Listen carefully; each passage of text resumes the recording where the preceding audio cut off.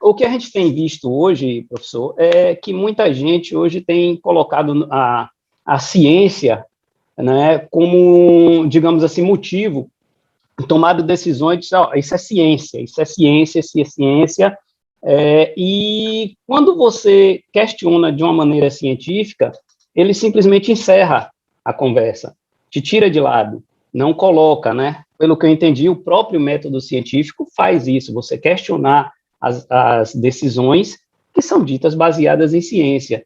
E aí, resumindo, eu te pergunto, como é que a gente poderia explicar de uma maneira científica para essa pessoa, né, que não existe uma barreira, tá? E que o questionamento faz parte também do método científico, tá? Mais ou menos isso. Obrigado pela atenção, tá?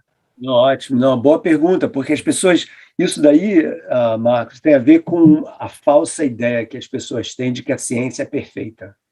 Que a ciência, quando faz uma asserção, né, fala, tipo, é assim, ponto final, né? Então, isso daí não tem discussão. E a verdade é que, em certos casos, isso é verdade. Por exemplo, se eu pegar, eu acho que até fiz isso, se eu pegar uma caneta e deixar ela cair, eu vou saber, usando a lei da queda livre do Galileu, exatamente quando que ela vai bater no chão. Não tem discussão. Isso entendeu? É uma coisa assim que... Mas, quando se fala de ciência de ponta, em que a gente ainda está aprendendo, ou de ciência que tem uma natureza mais estatística, que é o caso, por exemplo, da eficácia das vacinas, que é o caso das previsões sobre o aquecimento global, sempre existe espaço para dúvida, né? No caso de, olha aqui, eu vou tomar a vacina, então quer dizer que eu nunca vou pegar a doença? Não, de forma alguma. Está aí o Carlos Reis para mostrar. Você pode pegar a doença, porque existem variantes da doença, mutações e tal, mas isso não significa que a vacina não vai te ajudar. Então, o que acontece? Quando você tem uma ciência que tem uma natureza mais estatística, que é o caso da eficácia das vacinas, ou as previsões do aquecimento global, por exemplo, se a gente não fizer nada durante 10 anos, a temperatura vai aumentar 3 graus ou 2 graus, com uma probabilidade de 10%, 20%, 50%. Então, todas essas afirmações elas têm que ser medidas dessa forma, porque não é 2 mais 2 igual a 4. Quando está se falando de sistemas super complexos, né, a gente tem que dar espaço para essa margem da dúvida estatística. Mas, por outro lado, quando você tem um levantamento, um estudo estatístico que diz que a maioria das vezes, 80%, 75%, isso acontece, então você querer duvidar disso é não entender estatística, entendeu? Então você fala, olha, 1 em 100 mil aviões caem.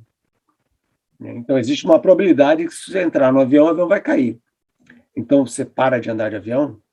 É muito mais perigoso viajar de carro do que de avião. Tem muito mais acidente fatal, muito mais fatalidades por ano em carro do que avião, por cabeça, per capita. Não é porque tem mais gente que dirige do que voa, não. Mas as pessoas, entendeu, não entendem isso. Então, é uma questão de entender como funciona o método científico e entender que, sim, como você falou muito bem, você tem que ter um questionamento inicial, porque a ciência depende da dúvida para avançar. Então, ela tem que ser questionada, eu falo isso várias vezes no curso, né? Ela precisa ser questionada para poder avançar. Okay? Então, não existe ninguém aqui que é dono da verdade, mas não há dúvida de que a ciência funciona, senão você nem entrava no avião porque você ia achar que o avião não voava. Né? E tá aí, a SpaceX acabou de enviar ontem uma espaçonave pela primeira vez com uma tripulação de astronautas, que nenhum deles é astronauta, para ficar 3 dias dando volta em torno da Terra. E se a ciência não funcionasse, seria simplesmente impossível, moçada, né? E os caras estão lá e eles verificaram empiricamente que a Terra, aliás, não é redonda.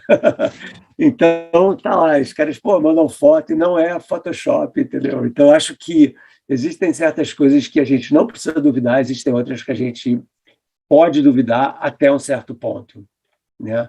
Porque quando você duvida por causa de uma cegueira, entendeu? Então você está se recusando a olhar para a verdade. Aí esse tipo de ceticismo ele não é construtivo, ele é destrutivo. Então você tem que medir a validade do teu ceticismo, entendeu? Existe um ceticismo que é saudável e um outro que é bastante destrutivo.